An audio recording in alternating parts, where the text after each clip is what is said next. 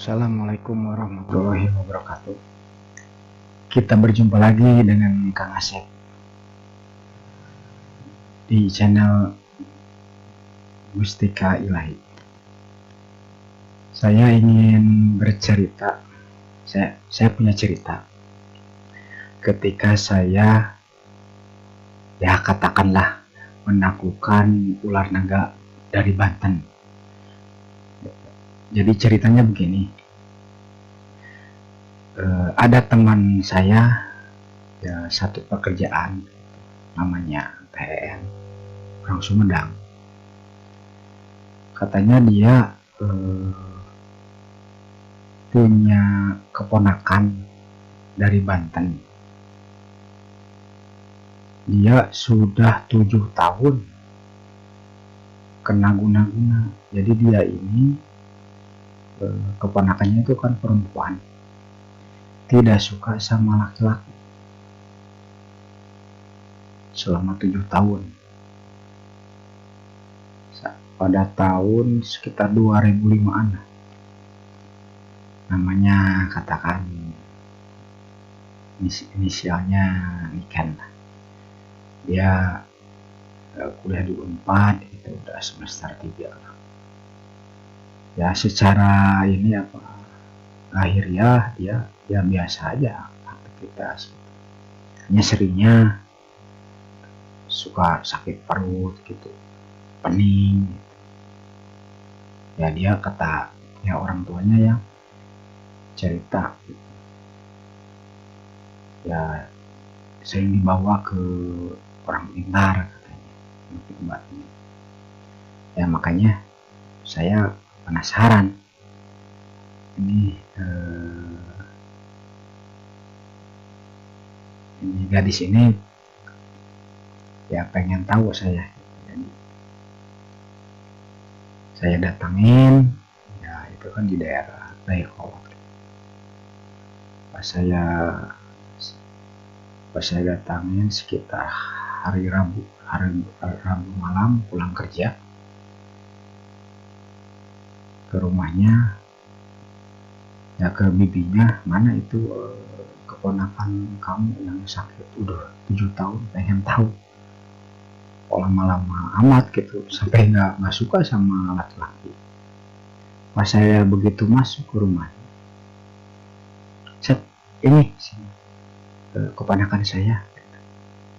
Ya pas salaman, malah kok beda. Pas ke saya teh kayak kenal yang lama gitu, akrab aja gitu. Biasanya dia itu ya sama laki-laki nggak suka gitu, senangnya sama perempuan. Nah, terus ada orang tuanya bercerita, ini sudah berobat ke Banten Dalam, tapi kok masih gini. Apakah emang guna-gunanya kuat dari sampai, biasanya kan sampai ke Banten Dalam udah sembuh. Ya saya katakannya mungkin belum Allah meridhoi gitu, Allah belum memberikan kemudahan. Kalau saya cuma ini aja, kita ruqyah aja.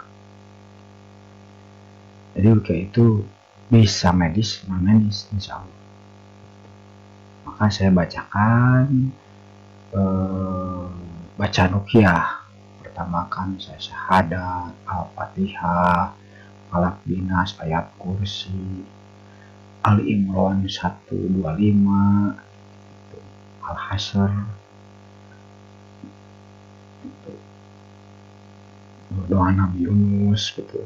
Saya pakai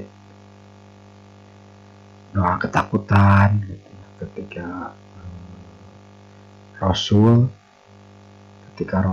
didatangi para setan gitu kan, baca doa ketakutan itu. A'udzubika min syarri ma khalaq, salah satunya. Saya baca itu. Pas pertama, ya katakan sesi pertama lah, ronde ke 1, Kita mulai dari jam 8 sampai jam 9 bacakan terus 1 jam. Reaksinya biasa-biasa aja, tidak tidak kasar lah, cuman dia nyengir aja si gadis. Ya, memang sih kalau dilihat anaknya itu ya wajar saja diguna-guna sama laki-laki yang ingin jadi ceweknya, karena cantik sekali kayak Tamara lah kalau saya lihat, mirip gitu, wajar. Jadi ya ada peribahasa cinta ditolak dukun bertindak itu. Jadi cerita dia tahu siapa yang ngerjainnya, karena tahu. Jadi neneknya itu paranormal di Malaysia, kakeknya paranormal di Banten, jadi kuat lah persegi turunan gitu.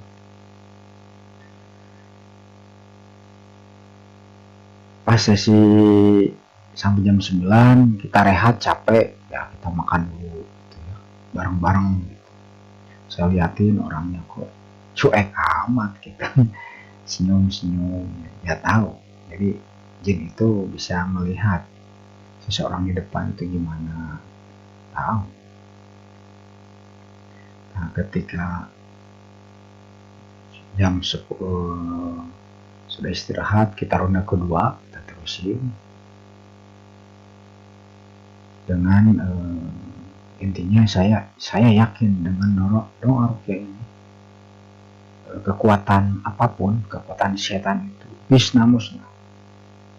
Kita terus sampai baca sholawat, Allahumma sholli ala Muhammad ya Rabbi sholli alaihi wasallim. Terus baca itu ketika sering sholawat gitu, mulailah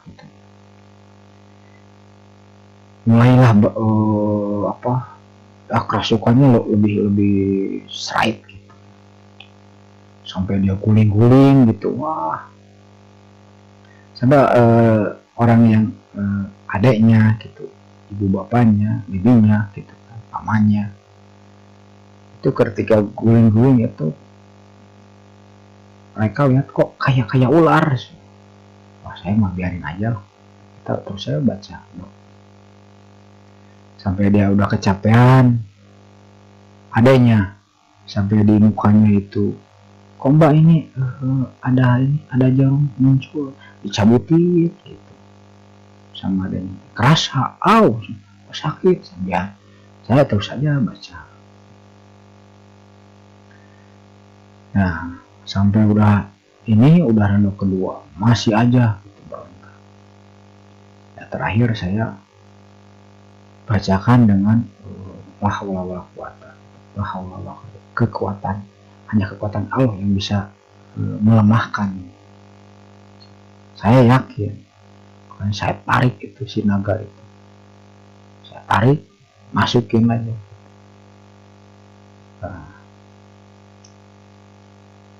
selang berapa lama ya sadar, akhirnya dia ngapain, loh kok kenapa ya ini terangkan. Ya itulah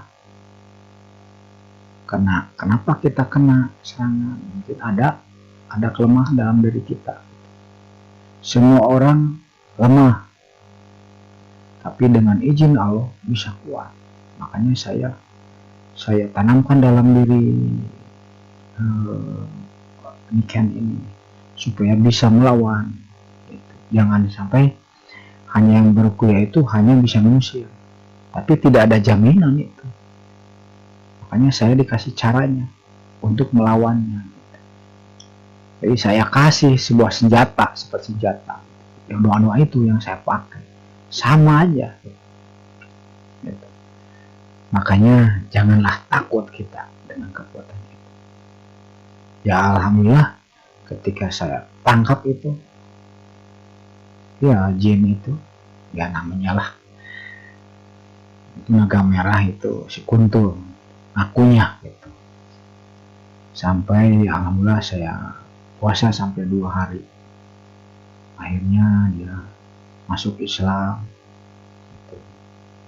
Ya sampai saat ini ya sering ikut gitu. Bahkan dalam peperangan pun dia suka ikut bantu gitu. Tapi dengan syarat, kata saya, karena Allah kalau kita bantu, karena para jumlah itu, tentara Allah itu malaikat, jin Islam, pohonan, gunung, semuanya itu yang di alam itu jumlah tentara Allah, kecuali iblis dan setan. Ya mungkin cerita si Kunto bisa takut itu yang dari Banten itu mudah-mudahan jadi inspirasi pemirsa bahwa kekuatan apapun setan itu sangatlah lemah. Inna kaidah syaitan kana dhaifah. Sesungguhnya kekuatan setan itu sangatlah lemah. Mungkin cerita dari saya sekian, nanti kita sambung lagi cerita-cerita yang lain.